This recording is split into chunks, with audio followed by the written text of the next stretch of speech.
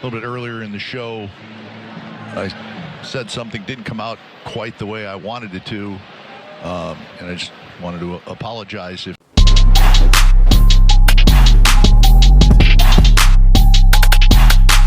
Man, he sure did. What's going on, everybody? Welcome to Best Damn Media Network. Got my guy Ron here. Ron, What up?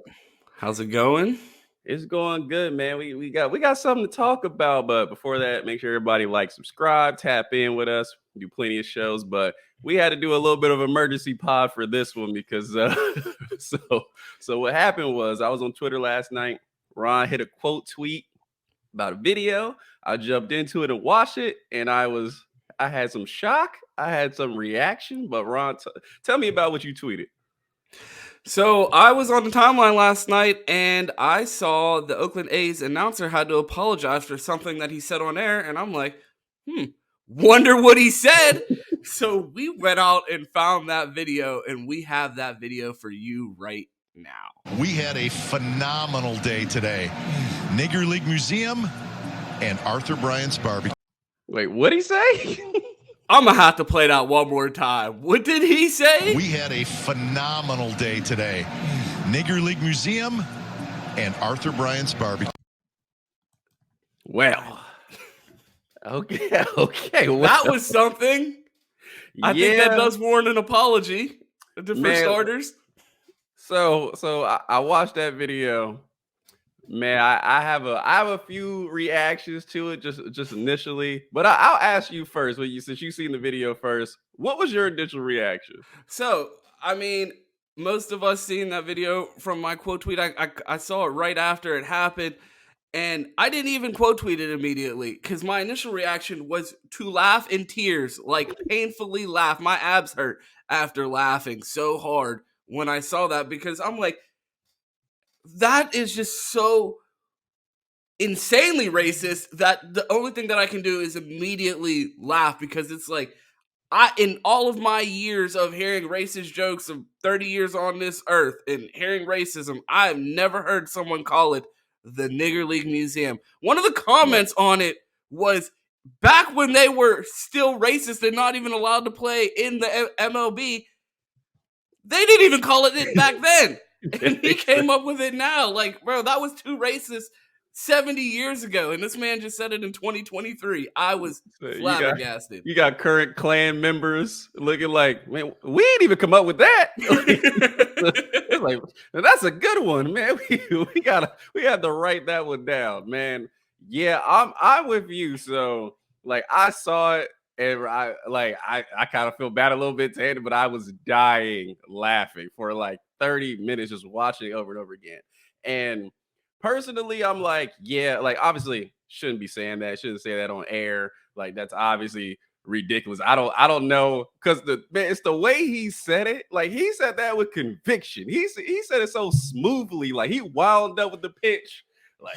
Nigga League Museum. And I'm like, what? It's just the way he says it. Can we play that one more time? We had a phenomenal day today. Nigger League Museum and Arthur Bryant's Barbecue. We got to run it back one more time because I want you to see Dallas Braden close his eyes and pound his chest in solidarity after his cultural experience today at the Nigger League Museum. We had a phenomenal day today. Nigger League Museum and Arthur Bryant's Barbecue. What is my man's doing? He didn't even flinch. He was like, my brother is preaching over here, culturally enlightened today. Oh my goodness. That is the type of co-host you need, man. He was riding no matter what happened. But yeah, man, it made me laugh. Obviously, this is not really a laughing matter, just the way it sort of happened that just made it so funny.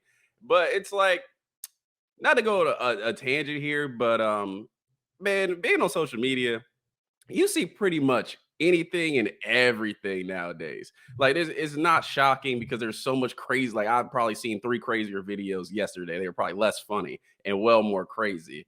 And it's also too I'm not gonna act like this is the worst thing ever. It's pretty damn stupid.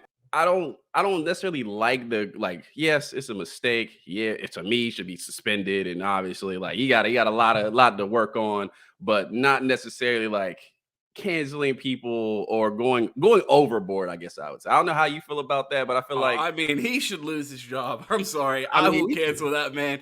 Get out of here. He said nigga rolled off the tip of his tongue like it was the word the. Like he was so comfortable saying that, like it's a word that he says all the time.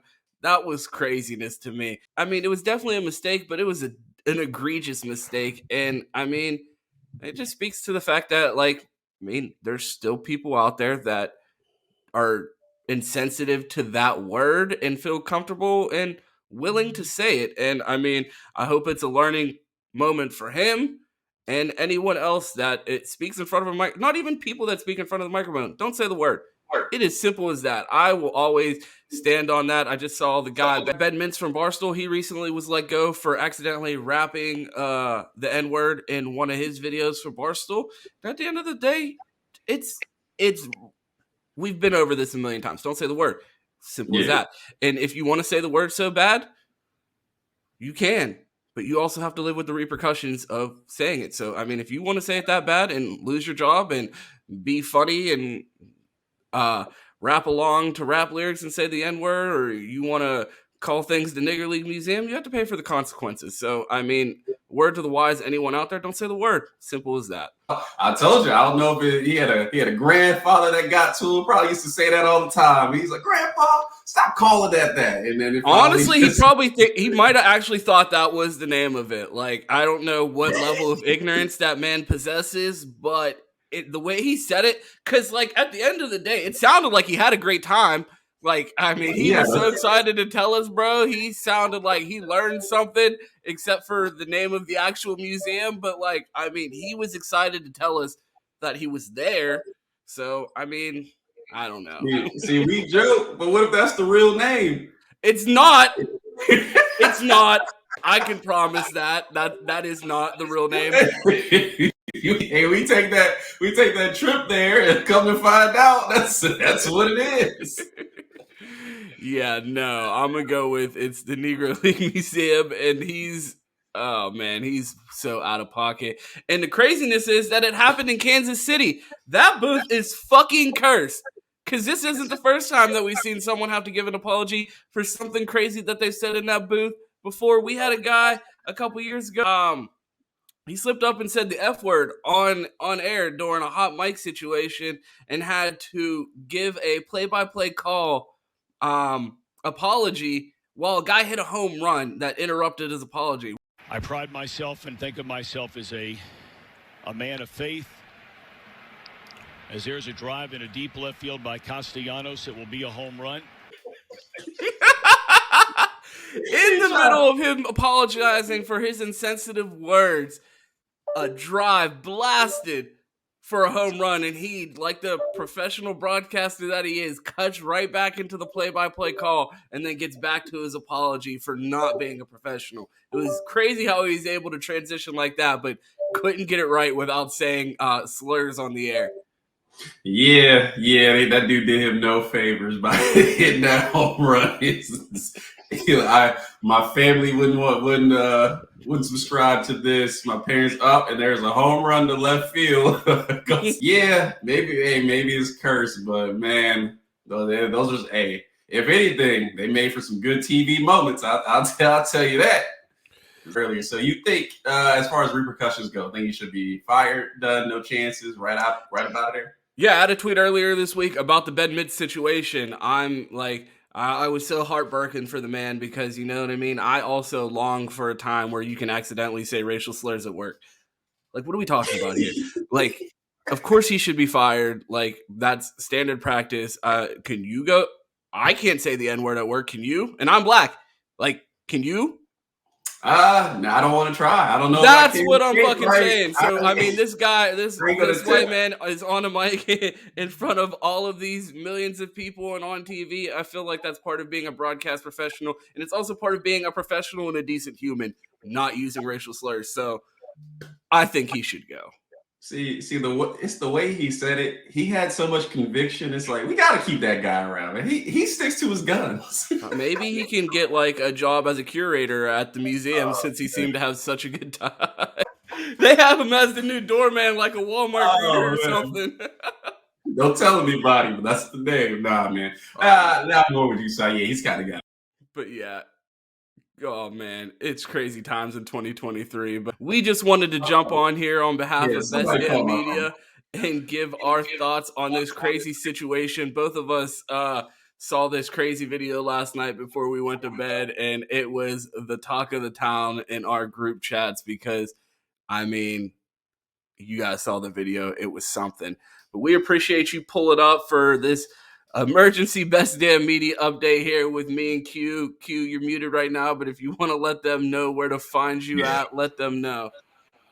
Yeah, my fault. Somebody called my phone. Of course, I use my phone as my camera. But if you want to find me, I'm also here on YouTube at Minor League Films.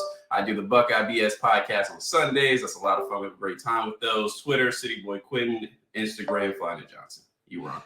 And if you want to find me, you can find me at 2_T's at twitter.com, 2Shiesty on you can find me at 2Shiesty on TikTok, 2T's on Twitch.